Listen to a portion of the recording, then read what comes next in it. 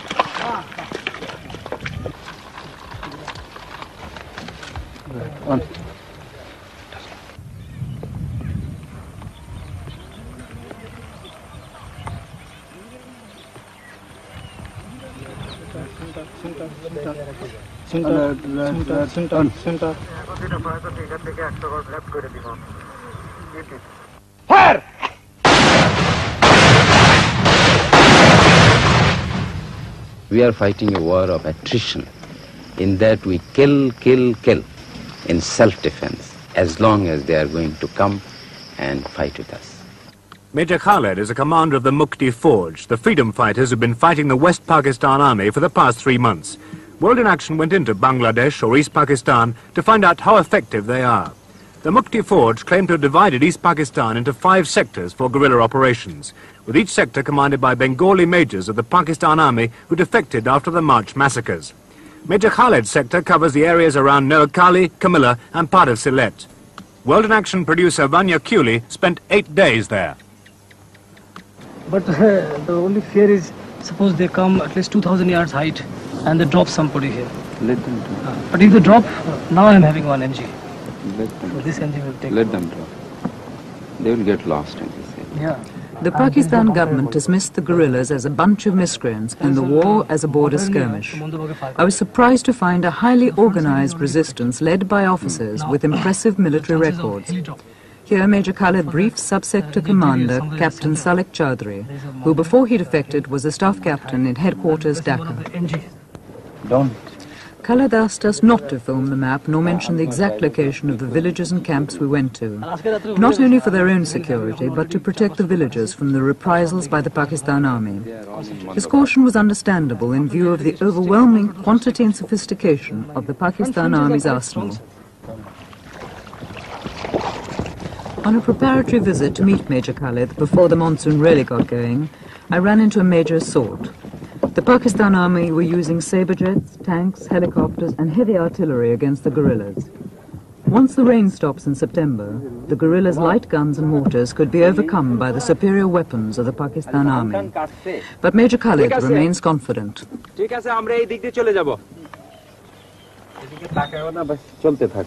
Major Khaled is 35, an officer with the Pakistan Army for 13 years, trained as a commander by the Americans.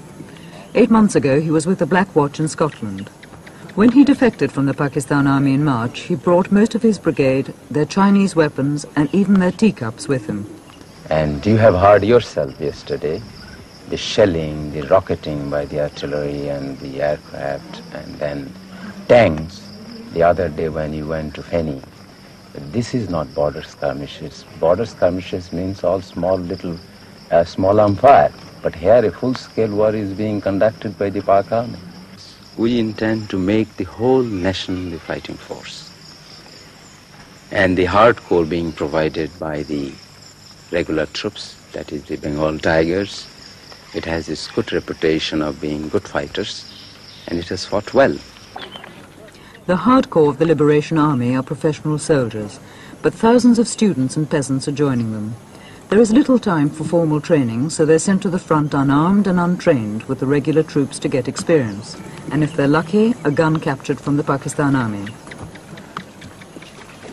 Ishaq, a 19-year-old student, took us with his patrol to inspect several villages. He's said to have killed 56 men. There was shelling yesterday, and one mortar shell landed here, 3-inch mortar, and it killed a cow, you know.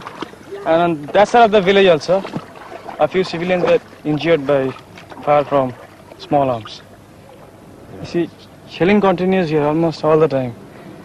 And you have been very lucky enough not to have any shelling right now. ठीक है sir, आ जाओ। ठीक है जाओ। The guerrillas' lack of arms and ammunition is compensated by their passion for an independent Bangladesh, and their hatred of the West Pakistanis is constantly renewed by the stories that the refugees tell them. I wish I could take you inside. All the cantonments in Bangladesh are nothing but concentration camps. These hundreds and thousands of girls are kept there as prisoners. They are tortured, they are raped, they are dishonored, and after that they are killing them.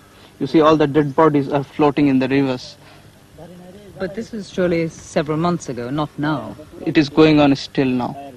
Two of my sons I lost there, and my houses has been looted, and my other articles also looted. Everything lost there. Then I found that my life also insecure. But did your son do anything to the military? Nothing, did nothing. Then why did they shoot them? Their habit is this. Their habit is this. They are murdering. Also they are murdering. All along they are murdering. For how long? Not only my two sons. Many people shooted. He saw his father, mother and everybody of the family killed by the Punjabis. And of course his sister, who was about to get married, was kidnapped by the Punjabis and has been taken away. And he heard the story from the other villagers that she has been probably tortured and dragged out of that place brutally and has been taken away. And he was left with no alternative. And now he says, I have nothing to lose in this world. And he decided to join Mukti Fauj. And he wanted to take the revenge, you see, by killing as many Punjabis or West Pakistanis as possible. Pakistan government said that there is no trouble inside Pakistan. No, false. They are false. They are telling everything false. They are lying. They are telling all lies. Yahya is the initiator of all this. He is the greatest culprit that human civilization can imagine. He is just in the same rank with Hitler and his companions, Eichmann and others. My life, God knows how I shall pass my life. Now I am loitering either in the there. Sometime living here, sometime living there. This way I am passing my time. Sometime in the temple, sometime in the road, sometime under tree. In this way I am passing my time.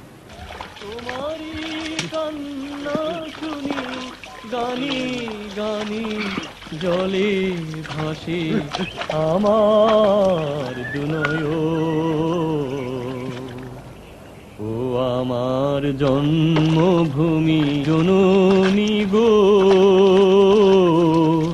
তোমার দুঃখে কাঁদে আমার প্রাণ We were not violent in nature. You see, the Bengali has got a very rich culture. Their history and their traditions and their literature. It's the flow of the river without obstruction. It's going, and there is nothing, killing each other or crime or things like that. It's very rare. But only when the unarmed people are attacked by the butchered, and killing and raping and arsoning and burning and rocketing, and so therefore they didn't have any other option but to fight it back. You just take a cat when it cornered, it fights, though it is a very peace-loving animal. Things like that. It had happened with us. We didn't want to fight. We were forced. We are completely pushed to the place where we have to fight, and we will fight. There is no question of it. And people are ready for any sacrifice, and they will die. 1 million had died already. And I think if this thing continues, 5 million will die in war, and about 10 to 15 million will die of starvation.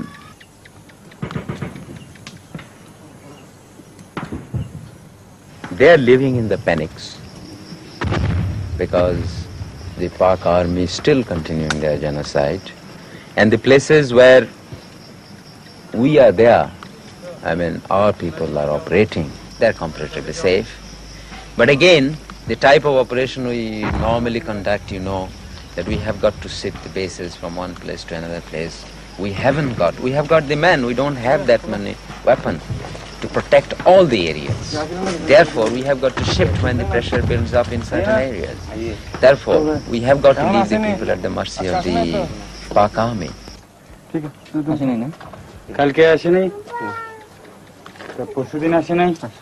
The guerrillas admit that some peasants collaborate with the Pakistan army, and I got the impression that they're dealt with briskly when they're discovered. But there was no doubt that most of the people I saw were united with the guerrillas. Despite the punishment the Pakistan army inflicts when it finds out, the villagers still continue to supply the Mukti Forge with food, shelter and information. We came across the charred remnants of a village. Like most people in Bangladesh, the people who lived here had voted solidly for the Awami League last December. The Awami League wanted East Pakistan to be free from the domination by West Pakistan 1,500 miles away. 98 East Pakistanis out of every 100 voted for them in a democratic election, but the West rulers refused the League's demands and decided to impose its power by force. What he says is they had first of all voted for Awami League, and that was one of their faults, and later on they have been feeding us the Mukti Forge, and that was their fault, and when they got them unarmed and no Mukti Forge was around, so the Pak army came in and just burnt off the village and killed a few of them. These people who were unarmed and couldn't put up any resistance, Pak army just came and slaughtered them and raped the woman, burned the houses, and there are many villages sideways, just like this village. She says that the Pakistan soldiers came to her hut, dragged out her husband and killed him in front of her. She tried to throw herself onto their bayonets. Suicide is preferable to dishonor to a Bengali woman, but failed. At bayonet point, the soldiers raped her. There is no one in this world to look after me and my child. What can I do now? Where can I go? I go from door to door, begging people to give me something. I touch people's feet. If anyone is kind enough to give me something to eat, then I eat.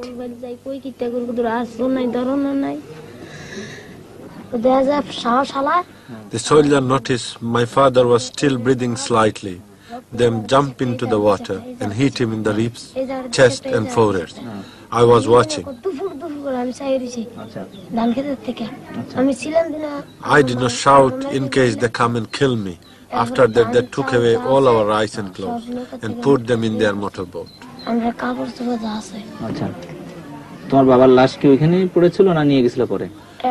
My father's body was taken away and buried.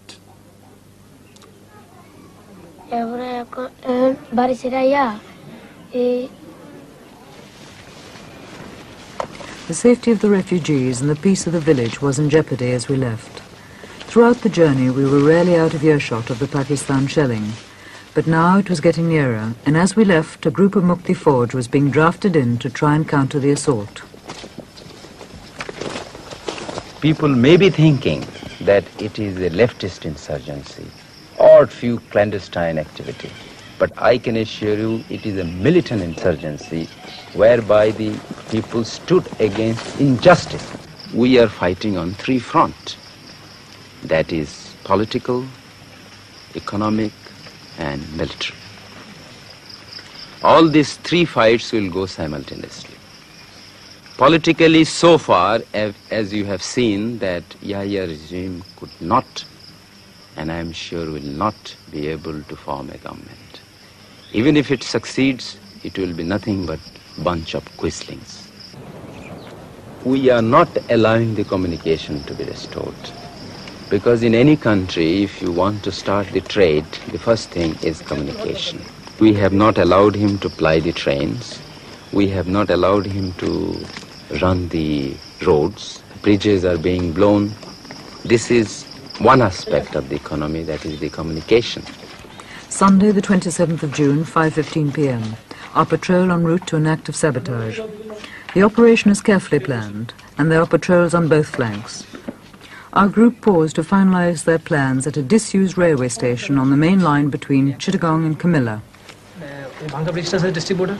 This side, arta section, je pylon ta blow off kora hobe, she pylon er pichone. ওখানে আর আরেকটা রাখবেন এইদিকে left side ওই explosive নিয়ে যে পৌঁছে যাব তারপর সঙ্গে সঙ্গে আমরা সবাই রওনা দিয়ে দেবো হ্যাঁ আচ্ছা তোমার টাস্ক দিছে বুঝছো তো শোনো ডিস্ট্রিক্ট বোর্ডের রাস্তাটা আছে না রাস্তার ওখানে পজিশন নিয়ে থাকবা Mandabag railway station, a mile and a half from their objective, a pylon carrying electricity to Camilla. I had no way of knowing how effective the Mukti Forge were being, as I had not been on the other side with the West Pakistanis. But on Saturday, a Times correspondent who is with the other side reported. The railway running along the frontier from the port of Chittagong through Camilla to Sylhet and serving Dhaka en route has been cut for more than 2 months. The main span of a bridge at Feni, south of Camilla, was dynamited expertly and has yet to be repaired. Other road and rail bridges in the area have been put out of use temporarily. Savage reprisals are usually taken by the army against the nearest villages.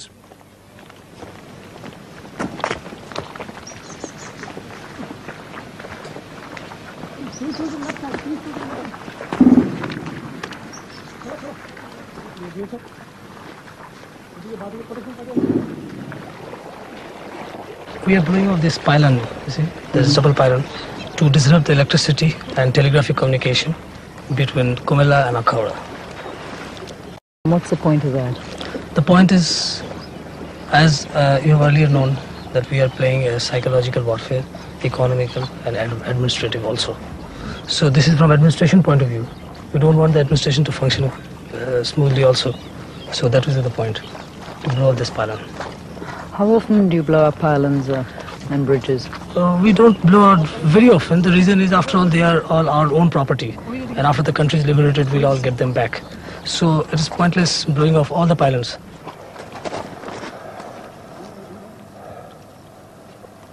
It's already time, huh? They have started off with the job, isn't it? Come on. Take it, sir. BSF protection party ওদিকে লাগছে তো তো এই পাইলনটা safe তো এদিকে ওই যে bridge লাগবে না রেডি আছে অনেক দেরি আছে তাড়াতাড়ি করতে কোনা বৃষ্টি আসছে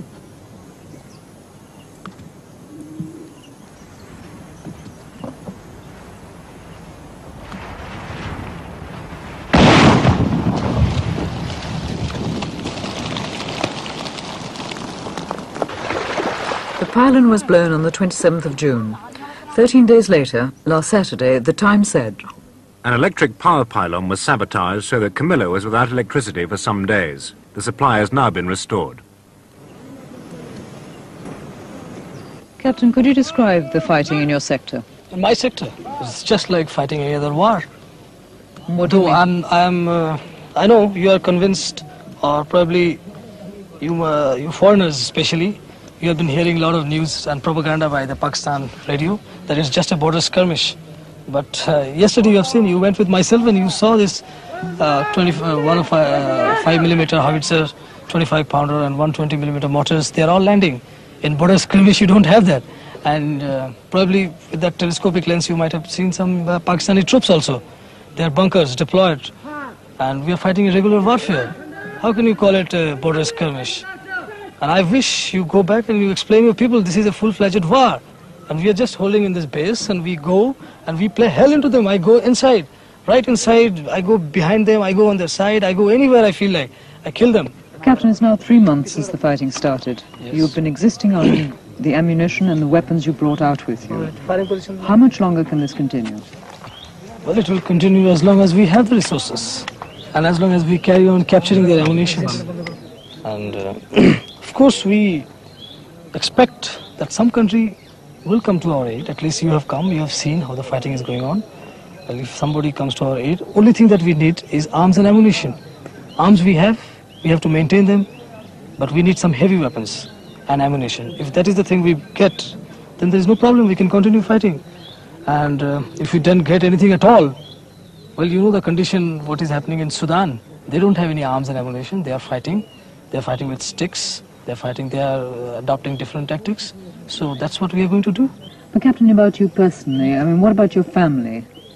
But my family, in fact, I don't know what is happening to them. I have given up because I have seen the fate of other families.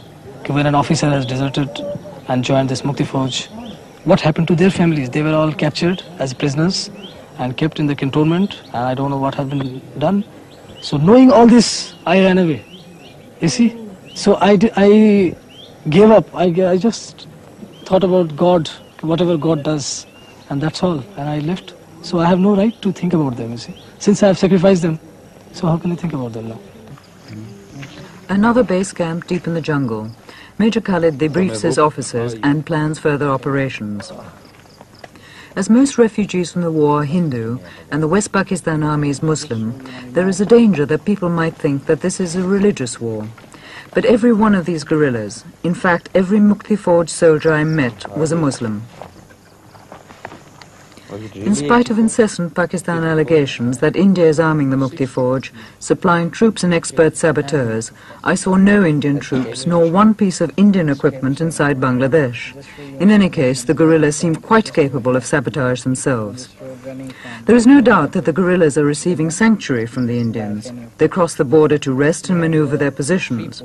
But that, as far as I could see in the area I was in, is the limit of Indian help.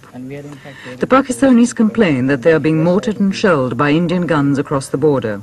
The only shells I saw crossing the border were going the other way, from Pakistan guns. And the only mortars I saw fired against Pakistan army positions were plainly fired by the Mukti Fauj from positions clearly inside Bangladesh. Into their position. And right in between their positions, so then they're sort of doing more.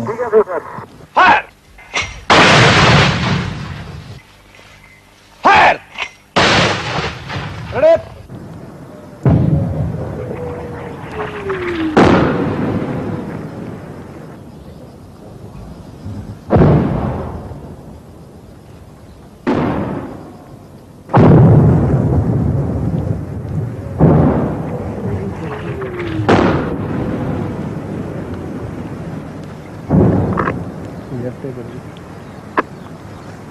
বাঁদিকে 200 গজ যান আর উপরে 200 গজ।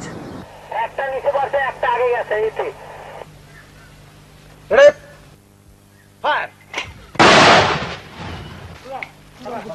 বাউল মিলে একসাথে। হ্যাঁ।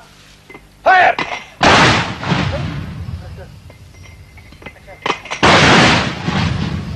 Centre centre. আচ্ছা next.